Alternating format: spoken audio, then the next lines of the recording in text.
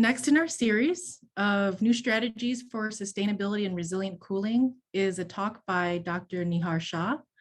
Nihar leads research on alternate refrigerants and energy efficiency for HVAC and refrigeration equipment.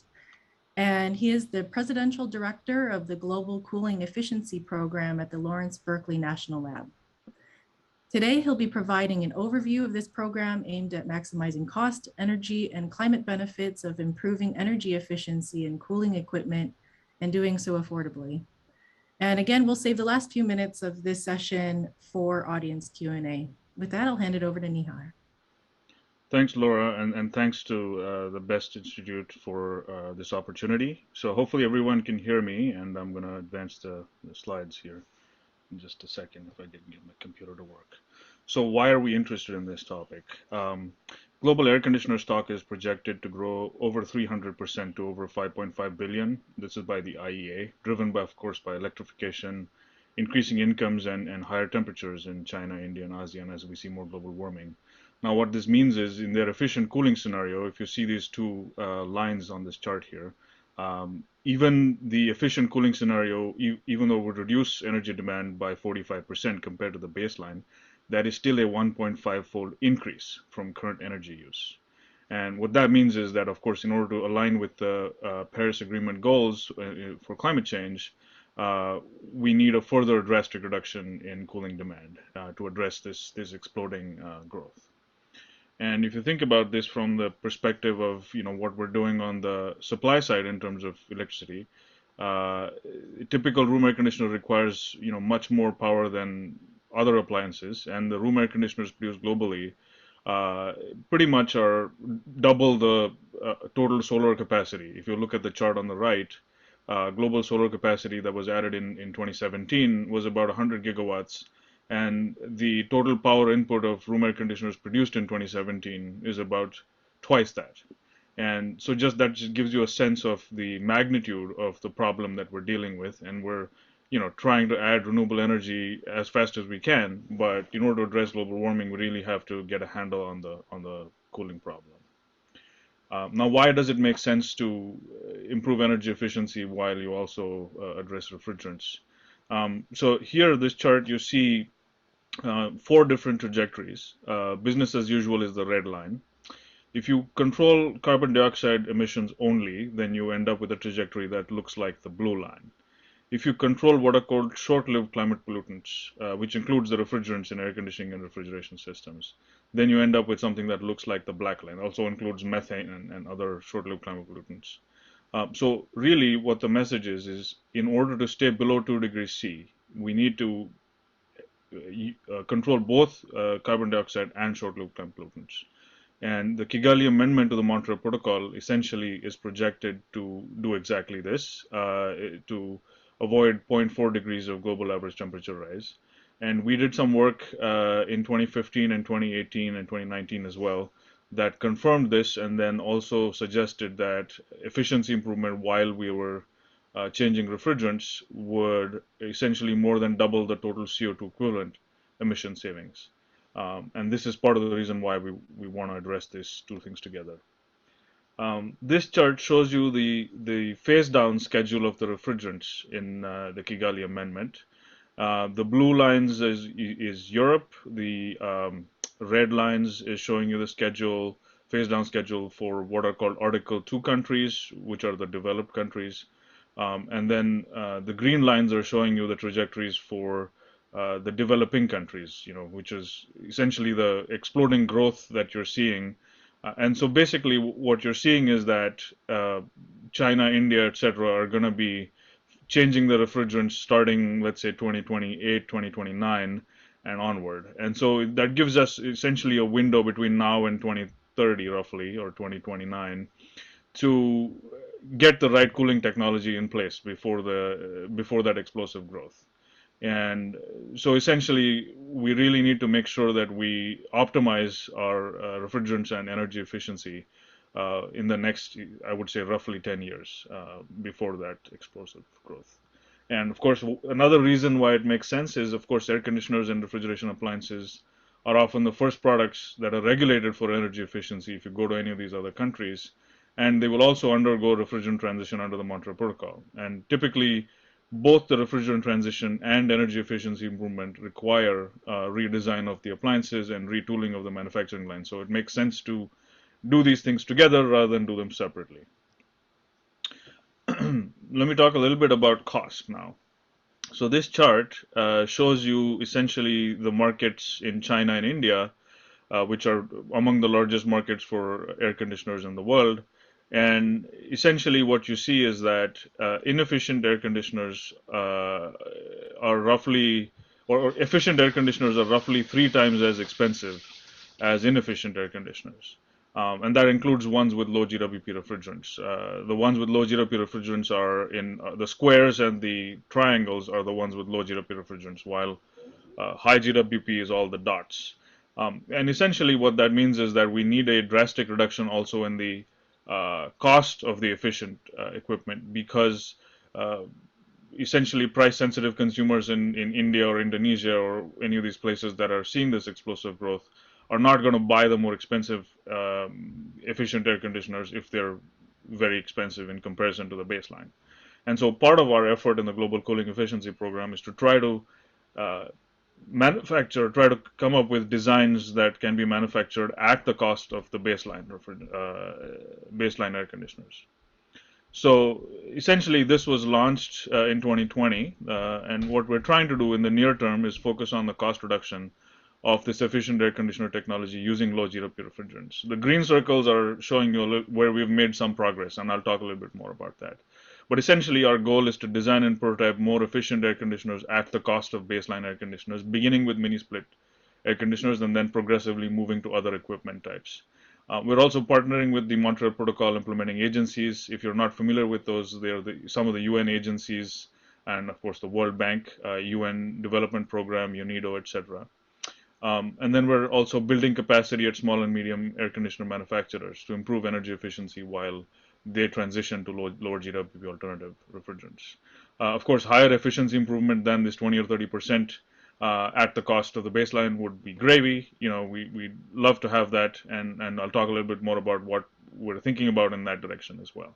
And then we also want to help small and medium manufacturers access the finance to improve energy efficiency while transitioning to these low GWP alternative refrigerants. So a little bit about the recent work that we did. We did quite a bit of design simulation and optimization at Berkeley Lab, and we created 2 low GWP refrigerant air conditioner prototypes that achieved about a 30% efficiency improvement and an 88% efficiency improvement if you're looking at it from a seasonal perspective, at the cost roughly of the baseline air conditioners in India. And you essentially, what we did was, we iterated through many different designs. We changed the heat exchanger materials. We reduced the diameters of the heat exchanger tubes, and we iterated on a bunch of different designs also to make sure that we're keeping the material cost low while we're improving the energy efficiency. And this was the result of all that iteration. So a little bit about the journey that we've had so far in the Global Cooling Efficiency Program. So our work really started, I would say, in 2015 or so, even though the formal launch was in 2020, where we contributed to the actual negotiations of the Kigali Amendment, and also to this idea that we could combine energy efficiency with the refrigerant transition. We contributed to India and China's air conditioner standards in 2016 and 2019. And then there was the launch of this philanthropic program called currently called the Clean Cooling Collaborative, but was called the Kigali Cooling Efficiency Program in 2017. We won some awards on cooling policies, setting air conditioner standards in many different countries. And now we're focused also on changing the energy efficiency metrics to actually reflect higher efficiency technology, particularly focused in India in 2022. We're also working in ASEAN and Africa on air conditioner standards there. You may have also heard the White House and EPA announced HFC regulations last year as well. So, so what we're focused on in terms of ongoing research, as I mentioned, is also to essentially have long-term targets for the best available technology, to make sure that as we're getting these lower GWP and higher efficiency models, that the policies that the policymakers are targeting, including on refrigerants and on energy efficiency, reflect those more efficient technologies. We're also working on energy efficiency metrics. So you may have heard of this global cooling prize. That was a prize that was announced last year with a 5 times lower climate impact, but compared to the baseline. But the issue with that particular the technology solutions that came through that prize are that the energy efficiency metrics that are currently being used do not reflect the energy efficiency of the global cooling prize winners. And so part of what we're trying to do is to work with the Indian government on energy efficiency metrics to reflect those other technologies. We're also working on cost reduction and prototyping, as I mentioned earlier, and then on capacity building with the small and medium manufacturers. We're also going to be expanding geographically, and we're doing regional roadmaps for air conditioner efficiency with the UN Environment United for Efficiency initiative.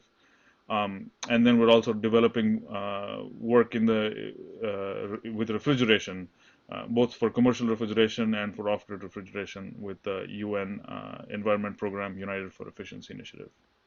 So what does the future look like?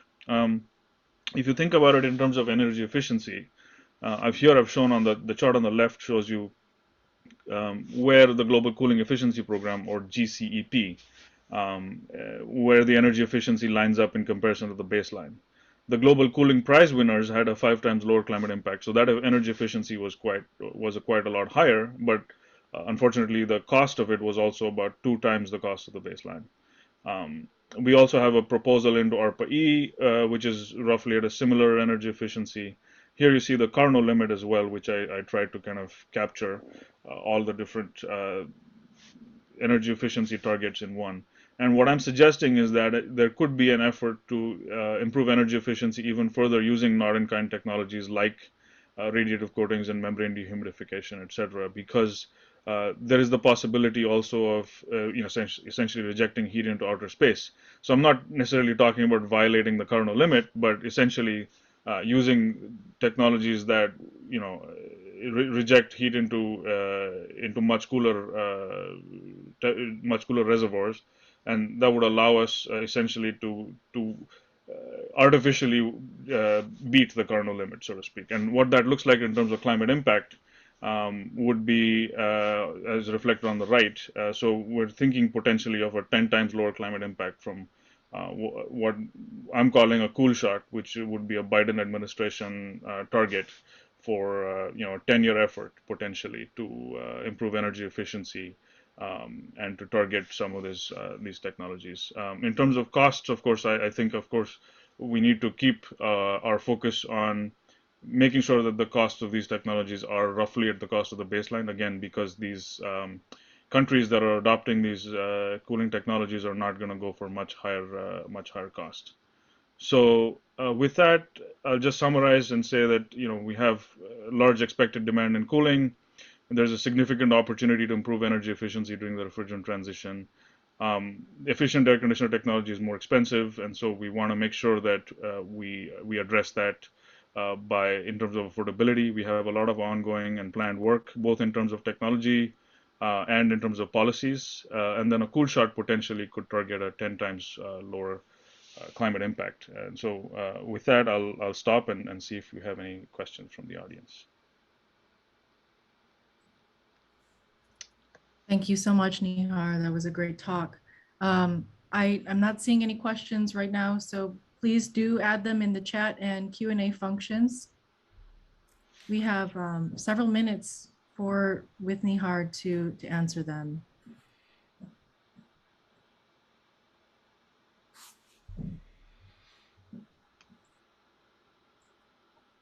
Okay, there's one question just came in. Nihar, are these approaches also applicable to heat pumps?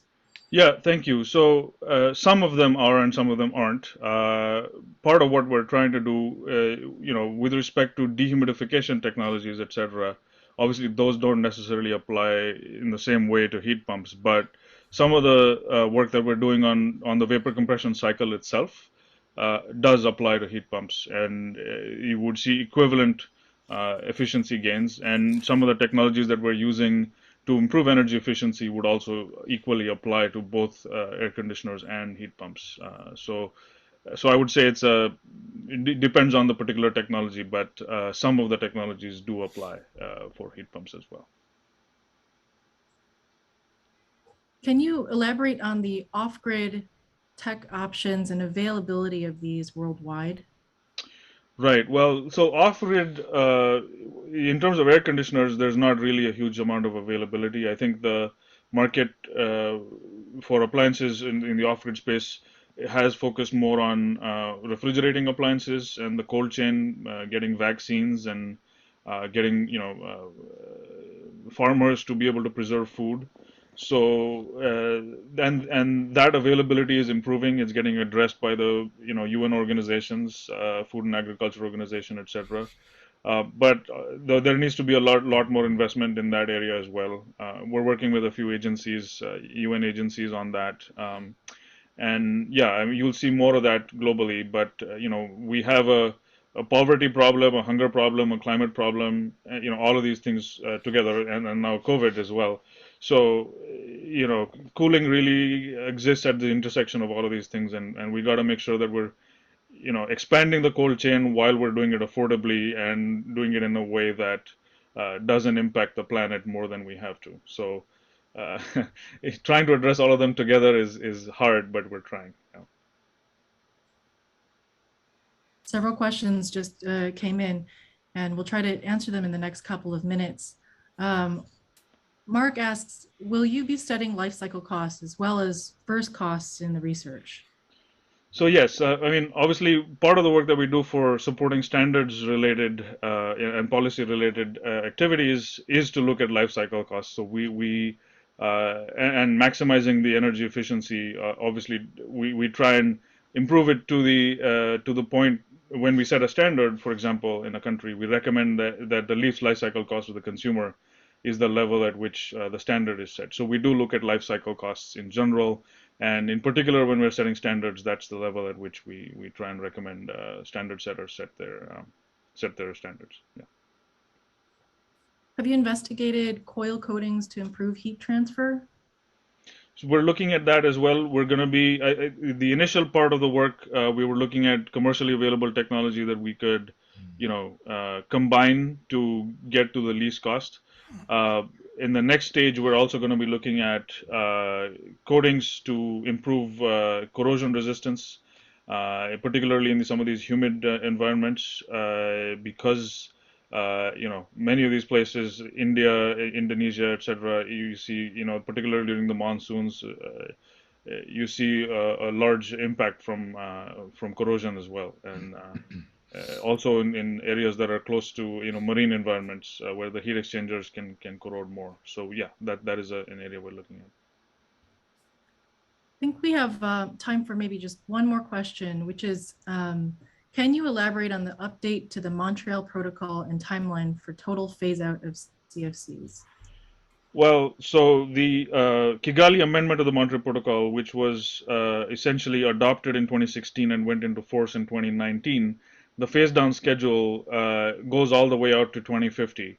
But the majority of the action in, let's say, the developed countries, so that's the US and Europe and Russia, etc., those will begin their phase downs or have already begun their phase downs, while China and India and other countries will be starting their phase downs from 2024 onward, with the majority of that front loaded.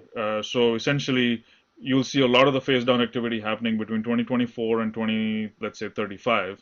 While there will be a small continuing servicing tail, for uses where we can't really replace the refrigerants quickly, that is really going to continue all the way until 2050. Nihar, thank you so much for this engaging session. I really appreciate it.